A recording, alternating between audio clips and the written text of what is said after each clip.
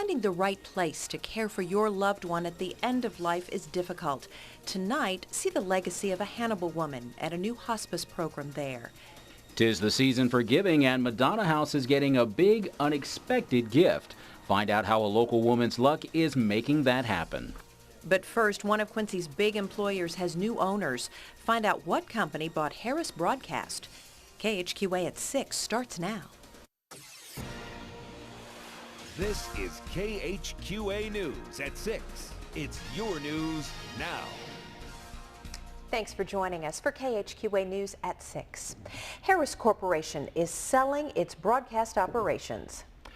Gores Group LLC will buy the Quincy-based corporation for $225 million. Harris Broadcast Division was originally Gates Radio before it was purchased by Harris.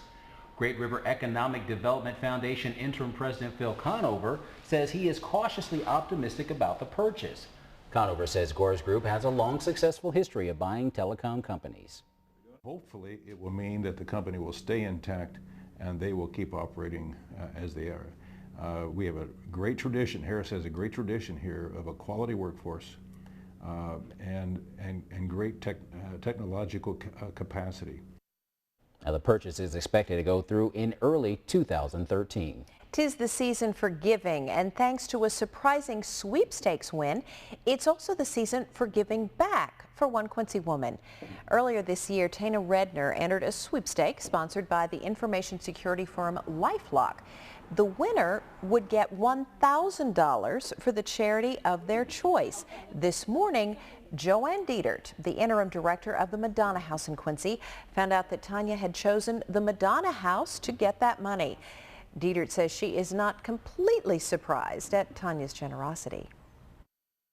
To me, it just shows that's the mentality of the Quincy area people. They come and use the services when they need it. And then when things are a bit better, they have an opportunity, they always come back and give back because, you know, we never know when it's going to come back that we may need those same services again. Dietert says once the check arrives, a formal presentation ceremony will be held. And during that ceremony, the Madonna House will announce how the money will be used. They've talked about it, they've heard proposals, they've debated the issue, and now the Adams County Ambulance Board has approved the motion to terminate the contract with its current third-party billing vendor and bring that service back in-house. It's KHQA's Jim Whitfield reports after an audit earlier this year, it was discovered that accounts hadn't been collected, and now the board wants to turn things around.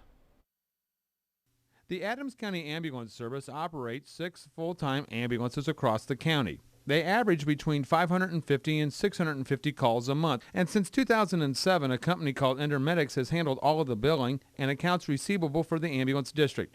But a recent audit turned up some things that the board didn't like about what Intermedics was doing, and the decision was made to bring the billing back in-house and terminate the contract with the third-party billing vendor. From a previous meeting, a plan was set forth to develop that, and so now a strategy has been implemented to bring our billing back in-house and enhance our revenue. The in-house billing will begin on April 1st of next year, and to get the ambulance service up to speed with computer hardware, software, billing, and federal and state regulations, a Quincy business will be hired to help with that process. MBR will be on hand full-time for the first 90 days, and from there they'll be reviewing the operation for several months after that. We expect to see about a $200,000 increase in revenue generated just from enhancing our revenue cycle. Davis says they reviewed their options and saw that by bringing the billing in-house, they could recoup some of their past due accounts and enhance their revenue to a point where there won't be any deficits on a monthly basis. Jim Whitfield, KHQA News, Quincy. Now, Davis says for the first 90 days after billing is brought back in-house, Medical Business Resources will be in charge of the billing and accounts receivable. After 90 days, the ambulance service will slowly take over the billing. Time now to check in with our own Chrissy Mueller for a first look at your forecast. And Chrissy, looks like you've got a lot of toys surrounding you there. We absolutely do. This is all thanks to the generosity of people who came in and made donations. And even if you made a donation to one of the other drop-off points in the community, we do really appreciate it. We now have this very impressive amount of toys that we can donate. KHQA will wrap up its Toy Town campaign very soon. If you would like to donate a toy, here are some opportunities. The first 25 people who bring a toy either to the John Wood Community College men or women's game on Saturday will receive a coupon for a free 12-pack of your favorite Pepsi product. That same day, Farm and Home Supply stores in Quincy, Keokuk, Hannibal, and Pittsfield, as well as Jacksonville, will offer 10% off any toy that you buy there to donate to the Toy Town campaign. We also have a couple other opportunities where we will be out helping you. And unfortunately, we are going to have a little rain in the forecast before you get a chance to get out and shop, but we do have a break on Saturday where you can get out and buy some Toy Town campaign donations. Right now, 51 degrees and cloudy out there with a few raindrops over part of the area. If we take a look outside through the Tempur-Pedic Sleep Center at Wright Furniture Skycam, you can see plenty of cloud cover out there. And over the next 24 hours, we're going to see continued rainfall likely starting tonight. By early in the morning, we'll be at about 40 degrees with some continued showers. That's going to last for most of the day when we'll reach a high of 52. Cloudy skies by the evening. We will get a short break from rain, but it's back in the forecast Saturday evening. Thank you, Chrissy. A jury trial for a man who allegedly set fire to Louisiana home on the 4th of July because his wife wouldn't watch fireworks with him has now been moved to February 14th. Russell Ray Darnell of Bowling Green is charged with felony second-degree arson for allegedly starting a fire in a home at 7th and North Carolina streets. A man and a teenager recently were arrested by Canton City Police for allegedly stealing street signs. Caleb Lovell and Dylan Doran, both of Canton, Missouri, were arrested on November 30th in connection with that theft.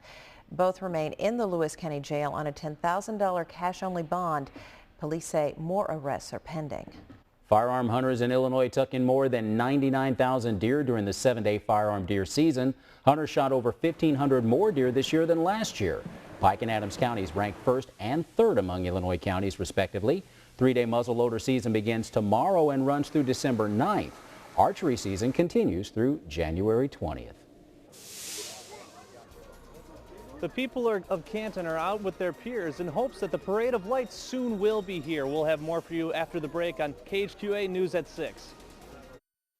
You're watching KHQA News at 6 with Carol Sowers, Stephen Johnson, Bo Hicks with your 7 Storm Team forecast, and Chris Dewar with sports. This is KHQA. It's your news now. Welcome back to KHQA News at 6. A one-of-a-kind home in Hannibal will open its doors this weekend. Sarah's Place is a home for people under hospice care who don't want to pass away at home or in the hospital. It's named after Sarah Yates Roth, who passed away in 2011 after a decade-long battle with breast cancer. The idea came about when Sarah's husband and Pastor Steve Barker were in the hospital the night before Sarah died. It has been overwhelming to me as a mother and him as a father to take this and wrap it around your head, to know that this is all happening because she was loved by so many people in the community. She touched everyone that she ran into. It was her purpose in life, and she knew that. Sarah's Place is located at 1104 Church Street. There is no cost to the hospice patient or the family, thanks to the financial and volunteer commitments of many people and organizations in the Hannibal area. Look for Mark Twain on a coin near you, sort of. President Obama has signed the bill that will allow the U.S. Mint to produce a $1 silver and $5 gold coin featuring Mark Twain. Production of the coin slated to begin in 2016. The sale of the coins will generate revenue for sites that have a direct connection to Twain, including Hannibal. The holiday season is in full swing, and Canton residents are out showing their holiday spirit at the annual Parade of Lights. He's live at the parade showing us how these lights bring the holiday spirit to Northeast Missouri.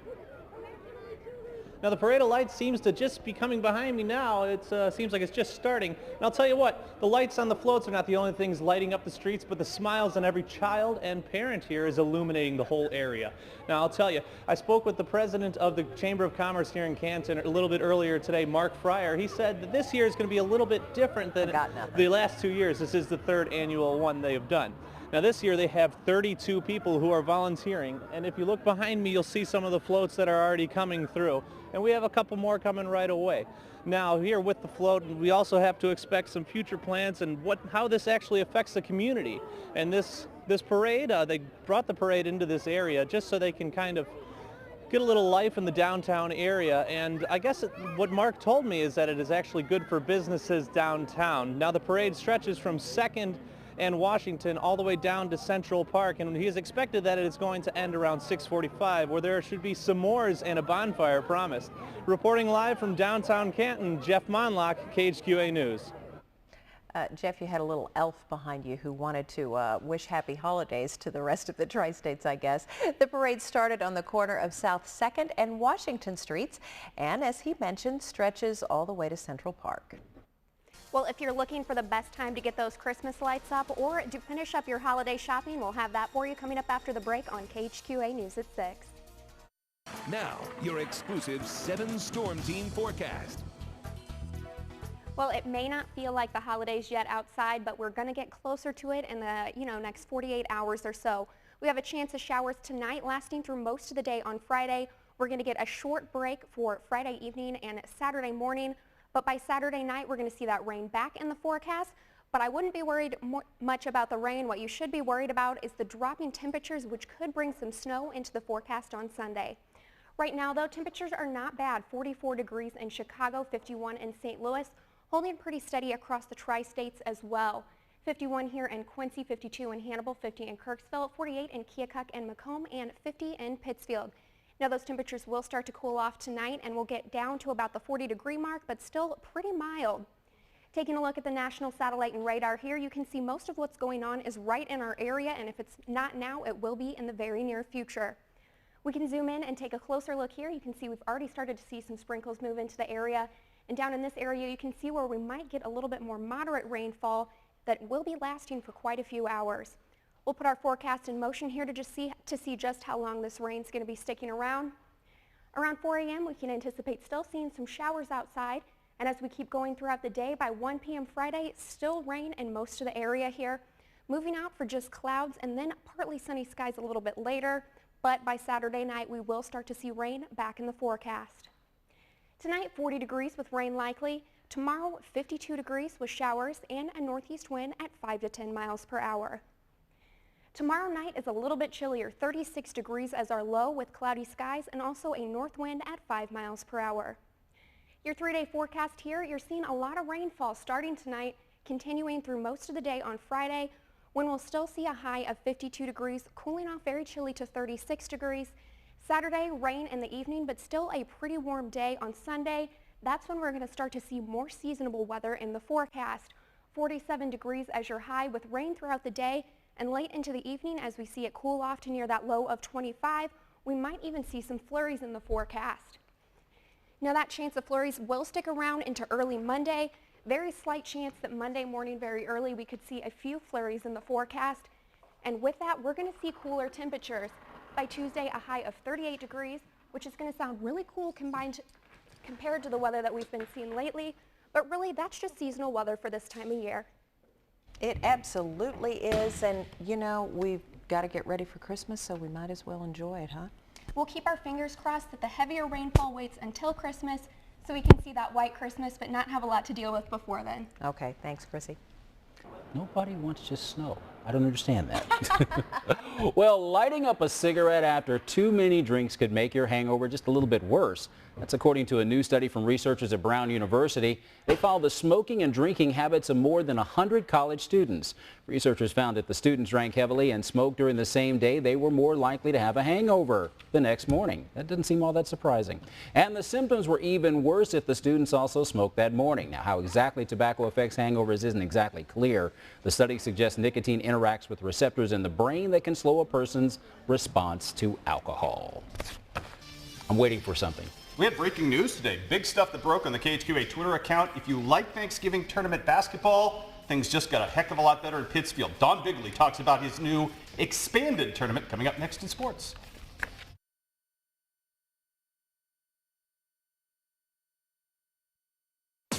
Now, from across the Tri-States, this is KHQA Sports.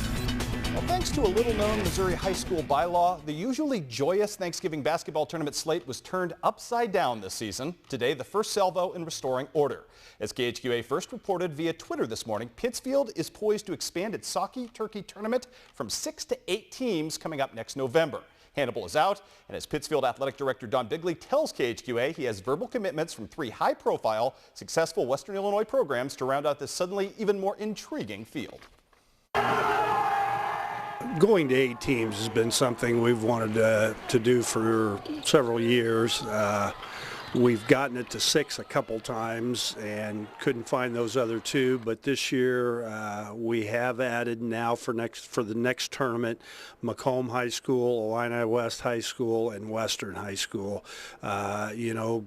All good programs. Western's only 15 miles away, so it's a great thing hopefully for them and for us. We're going to go to 2 pool play, or 2 pools of 4 teams each.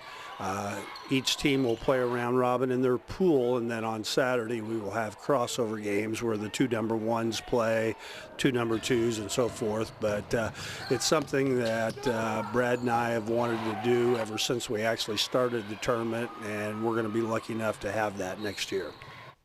And it appears to be one heck of a power grab for the good folks in Pittsfield, making an already stellar tournament even more loaded in the years to come. What this tournament talent grab means for the Q&D Gully Tip-Off Tournament and Suns Classic going forward remains to be seen and provides plenty of intrigue. Q&D Athletic Director Bill Cannell tells KHQA that he was caught off guard by word of Western's potential defection from the Gully tourney and that he had made overtures to Illini West about joining the Gully as well. So stay tuned here. For the first time since parting ways with Mark Hendrickson, Western Illinois University Athletic Director Dr. Tim Van Alstine met with the media today to share his vision for the future of Leatherneck football. Bottom line, this is a decision the AD knows he can't miss on. It's a great opportunity. This is a place where you can win, but it certainly is going to take the right coach with a very unique set of skills. And the recipe is all-encompassing. It's not just one factor why we lost traction, but we have to find the right coach who can put all those ingredients together to make the recipe for us to be successful and compete for a Missouri Valley Football Conference championship, get to the playoffs on a regular basis. So the right person is out there, and I'm confident we're going to find him. Van Alstine tells KHQA he's had more than 60 resumes in the applicant pool and is aiming to have a new coach installed by December the 19th. Very aggressive stance. Signing news now, and with the honor roll academic credential she has and starring credits in 3 different state sports, including a state sprinting championship in track, Monroe City's Carly Spalding didn't lack for college options going forward. But in the end, she picked what she calls her favorite sport, softball, and a chance to play for a powerhouse Columbia College program that has done well with area players in the past. And it sounds like Carly is already a fave for her new boss. I think that she'll make an impact as a freshman. She's that kind of player, and you can't coach speed. She's either got it or she doesn't, and she definitely brings that to the table, so that puts her above everybody else just to start. Obviously, she'll have to work her way in and execute, but I think she's very capable of doing that. She finds the ability to get on base, whether that's, walking, hitting the ball. Actually, she came for a tryout, and she hit one over the fence that day, so, she can put it down for a bunt to get on. She can hit with power, so she's definitely a triple threat. And we'll have more signing news tonight, including Pittsfield's Mitchell Barton, who pledged for track and field at Culver Stockton today, coming up tonight on a loaded 10 o'clock show.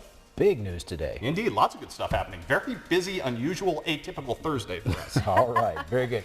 We'll be back with more right after this.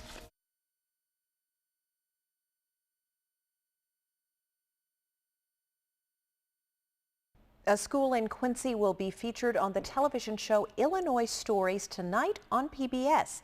You can catch the story of Chaddock and how it's changed throughout the years.